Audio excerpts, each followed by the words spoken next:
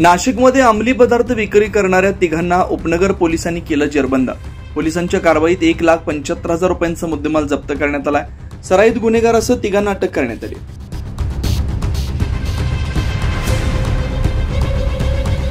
16 ऑगस्टला अंमली पदार्थ विरोधी पथकाच्या प्रभारी वरिष्ठ पोलीस निरीक्षक सुशीला कोल्हे यांना मिळालेल्या गुप्त माहितीच्या आधारे ही कारवाई करण्यात आली आहे। विजय सुखदेव सोनवणे वय 39 वर्ष, राहणार मराठा निवास, जयभवानी रोड, फर्नांडिसवाडी या व्यक्तीच्या राहत्या घरावर छापा टाकून पोलिसांनी 34 ग्रॅम एमडी ड्रग्ज अंदाजे 1,70,000 रुपये तर इतर मुद्देमाल 5,100 रुपये किमतींचा असा एकूण 1,75,100 रुपयांचा मुद्देमाल जप्त केला।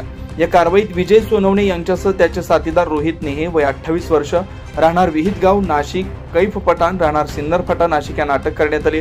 आरोपी रोहित नेहे हा सराईत गुन्हेगार असून त्याच्यावर यापूर्वी नाशिक रोड पोलीस ठाण्यात गुन्हा दाखल असल्याचं समोर आलंय। या संपूर्ण कारवाईत उपनगर पोलिसांनी आणि श्वान पथकातील डॉग मॅक्सने देखील महत्त्वाची भूमिका बजावली आहे। नाशिक पोलिसांच्या या धडक कारवाईमुळे शहरात एमडी ड्रग्ज विक्री करणाऱ्या टोळीचा पर्दाफाश झालाय। तिघांवर एनडीपीएस कायद्यान्वये गुन्हा दाखल करण्यात आलाय। पुढील तपास उपनगर पोलीस ठाण्याच्या पथकाकडे सुरू आहे।